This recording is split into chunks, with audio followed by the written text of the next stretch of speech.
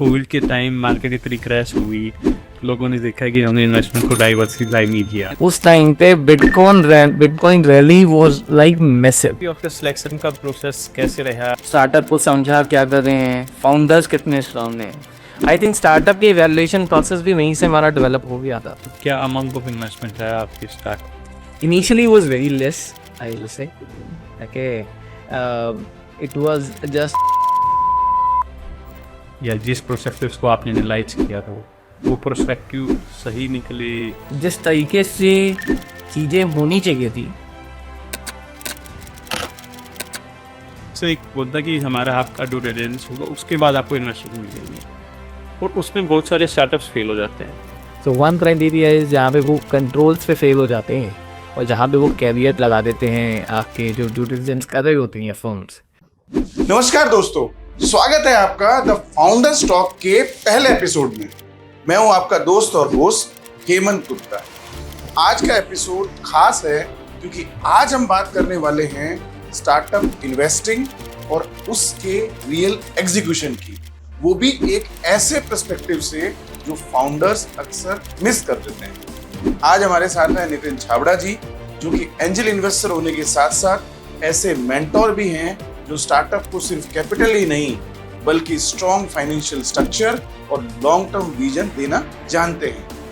आज की ये पूरी बातचीत मेरे साथ को होस्ट करेंगे सीए मुकेश सिंगला जी, जो कि स्टार्टअप वैल्यूएशन, ड्यू डिलिजेंस और इन्वेस्टर माइंडसेट की ग्राउंड रियलिटी को अच्छे से समझते हैं। इस एपिसोड में आप जानेंगे इन्वेस्टर स्टार्टअप को इवेल्युएट कैसे करता है, फाउंडर की कौन कौन सी गलतियां फंडिंग रोक देती हैं, वैल्यूएशन, गवर्नेंस और एग्जिट स्ट्रेटेजी का रियल मीनिंग क्या है, और फाउंडर को इन्वेस्टर के सामने जाने से पहले अपनी सोच में क्या बदलाव करना चाहिए। तो दोस्तों, आइए बिना किसी देरी के शुरू करते हैं ये इंसाइटफुल और प्रैक्टिकल बातचीत सीए मुकेश सिंगला जी और नितिन छाबड़ा जी के साथ।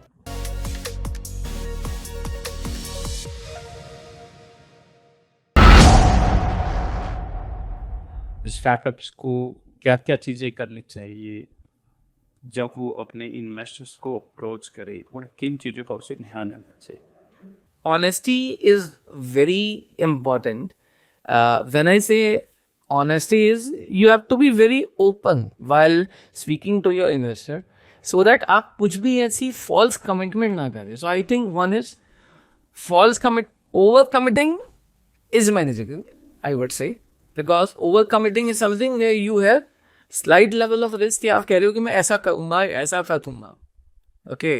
बट फॉर एग्जाम्पल अगर उस इंडस्ट्री के अंदर स्पेस ही नहीं है इतना, या आपके पास मैन पावर ही नहीं है, या फिर आपके पास कोई डिपेंडेंसी है जिसको आप एज अ कैरियर लेके चल रहे हो, सो आई थिंक वो कंडीशंस आपको इन्वेस्टर को ज़रूर बतानी चाहिए कि वो किन पैरामीटर्स के ऊपर आप इसको एग्जीक्यूट करने वाले हैं। That is very important one. Second, आपकी अगर कोई पर्सनल कमिटमेंट्स हैं इसके अलावा, वो आपको जरूर इन्वेस्टर को बताना चाहिए, because I've seen many startups, okay, they have commitment to their family businesses as well. Okay. Third, the most important one is जहाँ पे स्टार्टअप या फाउंडर को विजिबिलिटी नहीं है, they should say openly and very confidently कि ये चीज़ हम देखेंगे, then we will discuss it further in the future. जैसे मैंने आपको बताया एग्जिट वाला, okay, जैसे हमने एग्जिट की बात करी। अब founder didn't have a clarity कि उसको नहीं है क्लियर कि भाई एग्जिट कैसे दूंगा या क्या कर दूंगा, you don't have to be very open. So I think ये कुछ स्पेसिफिक चीज़ें हैं जिसमें आपको क्लियर रहना चाहिए। There are many others as well, like आप जो नंबर्स दिखा रहे हो वो क्या नंबर्स हैं, पीछे आपने कुछ इम्पैक्ट तो नहीं कर रखा है। नितिन जी, एक बात बताइए, मैं जनरली देखता हूँ स्टार्टअप फाउंडर्स बड़े खुश हो जाते हैं जब वो उनको कमिटमेंट मिल जाती है इन्वेस्टर से कि भाई मैं 1 करोड़ रुपये आपके स्टार्टअप में इन्वेस्ट करूँ, लेकिन उसकी इन्वेस्टर एक बोलता कि हमारा आपका ड्यू डिलिजेंस होगा, उसके बाद आपको इन्वेस्टर मिलेंगे, और उसमें बहुत सारे स्टार्टअप्स फेल हो जाते हैं। तो ऐसे क्या पॉइंट्स हैं जो एक ड्यू डिलिजेंस में आते हैं और स्टार्टअप्स उसको वीड आउट नहीं कर पाते इन्वेस्टर की एक्सपेक्टेशंस को? ड्यू डिलिजेंस 3 लेवल पे किया जाता है। One is legal, second is technology, and third is financial. Okay, technology के ऊपर तो it's right the hard core kind of thing. Okay, legal पे कॉन्ट्रैक्चुअल और बाकी चीज़ें चेक करी जाती हैं, मगर जो फाइनेंशियल ड्यू डिलिजेंस होता है वहाँ पे many people goes on a very deeper level, और वहाँ हमने देखा है कि many founders were not able to substantiate their information. Second is आपको डॉक्यूमेंटेशन पे बहुत ध्यान रखना है. डॉक्यूमेंटेशन पे मतलब you should have a clear documented processes. जैसे कि मैं आपको बेसिक एग्जांपल देता हूँ. आज की डेट में there are always 2 founder driven company. एक फाउंडर ड्रिवन कंपनी नहीं होती है तो कम होती है उससे. अगर 2 फाउंडर ड्रिवन कंपनी है, whenever you are doing any major transaction which is very critical for the company, try करिए कि दोनों उसको अप्रूव करें. कहने को कुछ नहीं है, अप्रूवल तो साथ बैठ के ही होता है, मगर आप डॉक्यूमेंट रख देंगे तो 2 साल 3 साल बाद जब कोई पूछेगा क्या है, आप उसको जाके मेरे पर दिखा देंगे. So second is documentation. तीसरा में मैंने देखा है मोस्ट इम्पॉर्टेंट, जिसको कंपनीज बहुत लाइटली लेती हैं, जहाँ पे बहुत कॉम्प्लिकेशन आते हैं, वो है कंपनीज एक्ट की compliances. Many people when they start a company they focus on income tax, GST और ट्रांजैक्शनल लेवल कंप्लायंसेस, मगर जो कंपनीज एक्ट की कंप्लायंसेस हैं, अभी रिसेंट में जब हम एक चीज में इन्वेस्टमेंट कर रहे थे, इट्स ट्रू यही है. हमने क्या देखा कि उस कंपनी ने पुरानी कोई फंडिंग रिसीव करी थी, और उस फंडिंग के ऊपर उसने प्राइवेट प्लेसमेंट की कुछ रूल्स होते हैं वो वायलेट कर दिए. अब कितना इजी है कहना कि हमने एक ग्रेनुलर लेवल की मिस्टेक करी है, बहुत छोटी सी मिस्टेक करी है. Okay, but fortunately unfortunately since हम लॉ ऑफ द लैंड को जानते हैं, जो कंपनीज एक्ट के कंपाउंडिंग के रूल्स हैं वो इतने ज़्यादा स्ट्रिंजेंट हैं और प्राइवेट प्लेसमेंट को लेके इतने ज़्यादा स्ट्रिक्ट हैं कि वो जब आप एक पर्टिकुलर स्टेज में फ्यूचर में जाएंगे तो आपके लिए बहुत कॉम्प्लिकेशंस है.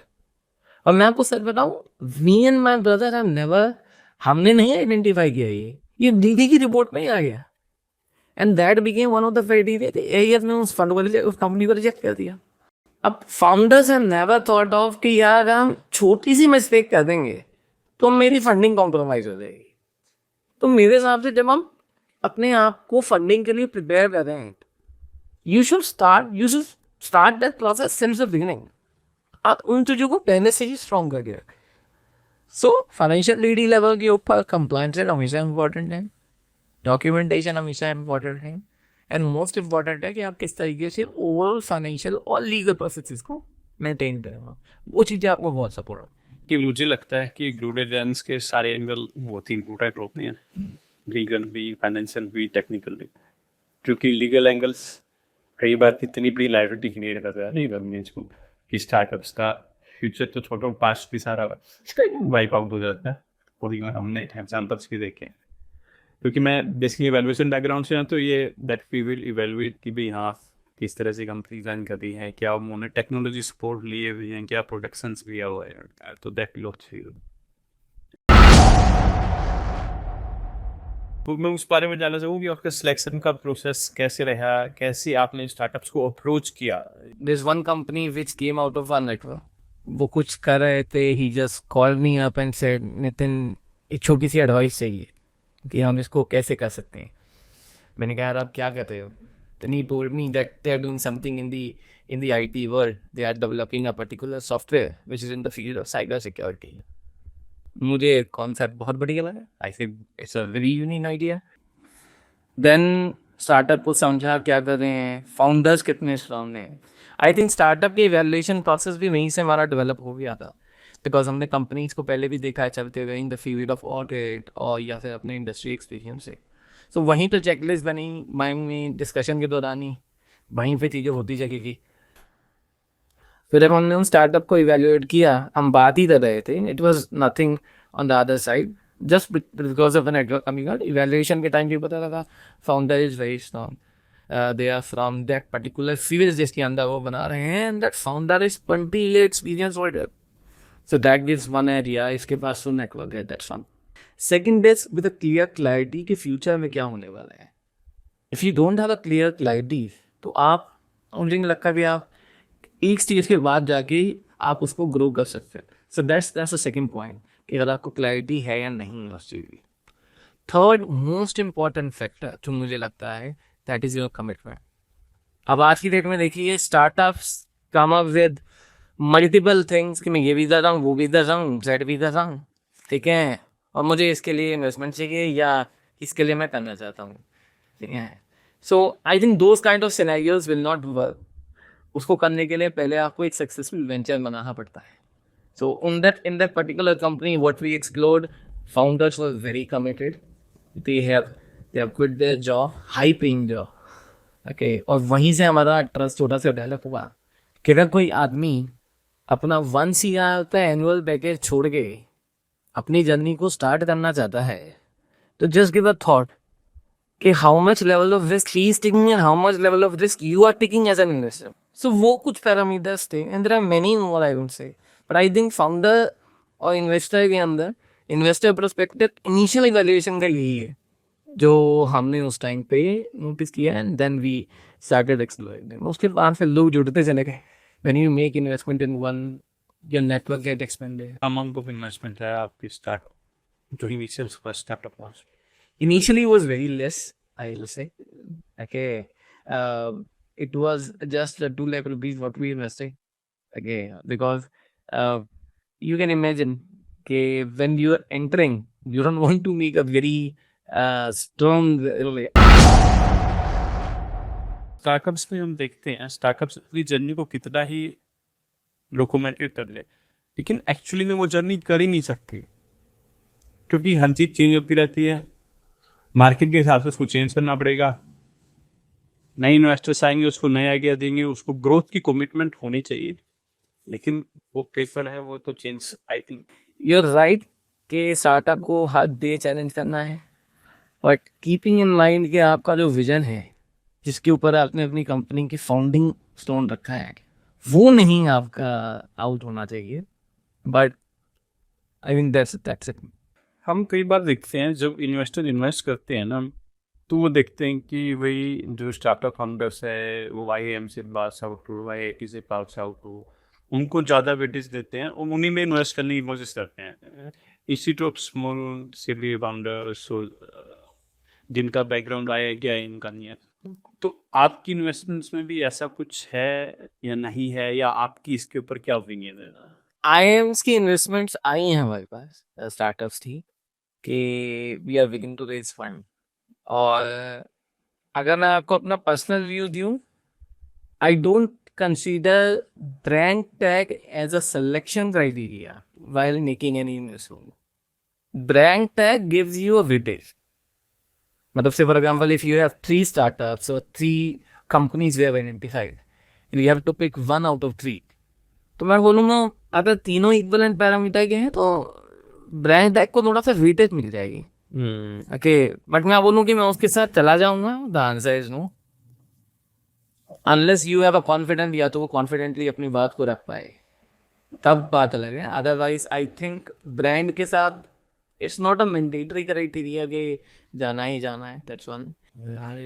तो आप कुछ सेक्टर्स में इन्वेस्ट करते हैं, कुछ स्पेसिफिक इंडस्ट्री स्पेसिफिक इन्वेस्ट करते हैं, या कोई भी स्टार्टअप से आपको अच्छा लगे किसी भी तरह का हो, किसी भी इंडस्ट्री से हो, किसी भी बैकग्राउंड से वो आप इन्वेस्ट करो?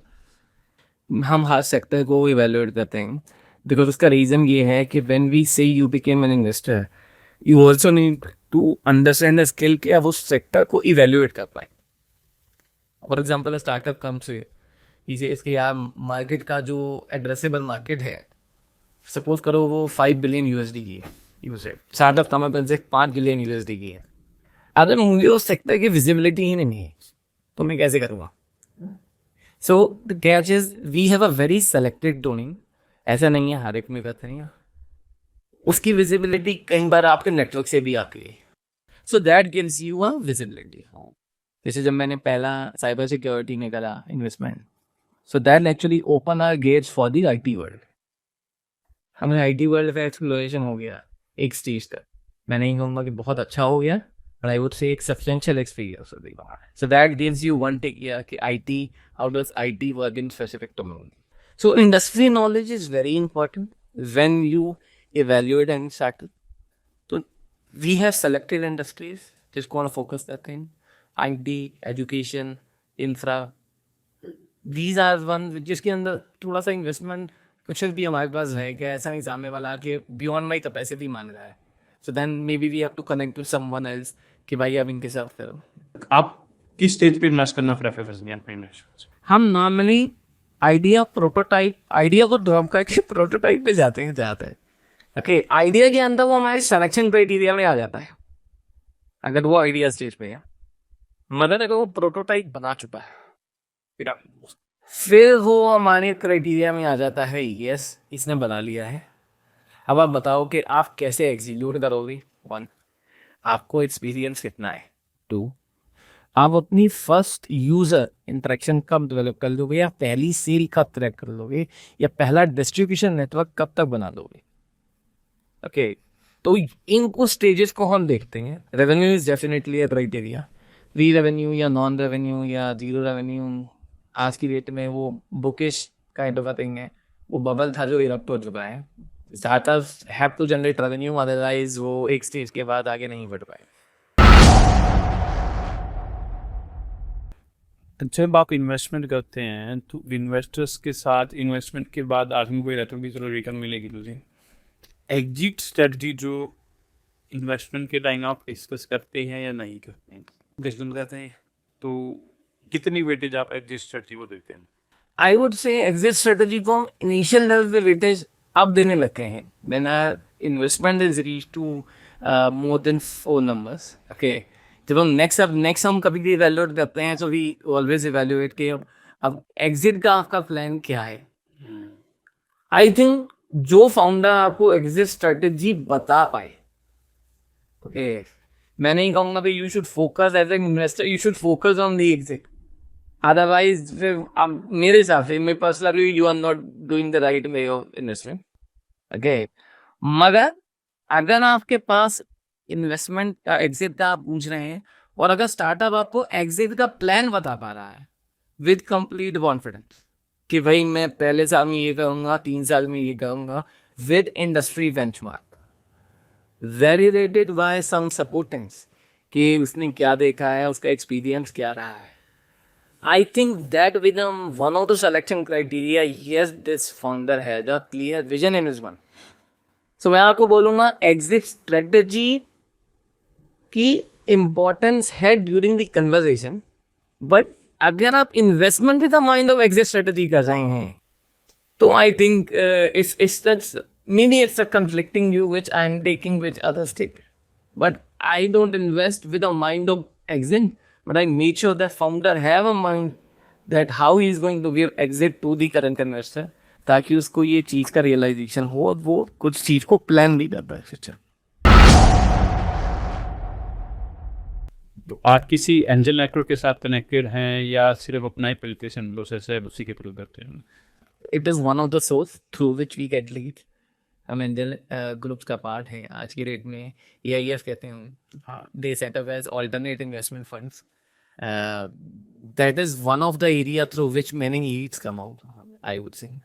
तो लेकिन मैं इसमें ये जानना चाहूँगा कि AIF से जो आपको इंफॉर्मेशन आती है वो मतलब क्या पैटर्न रहता है, या आप लोग अपनी टीम से कस्टमाइज कर सकते हैं उसको, या आपको उन्हीं के प्रोसेस जो उन्होंने बनाए हैं उसी को अडॉप्ट करना होता है?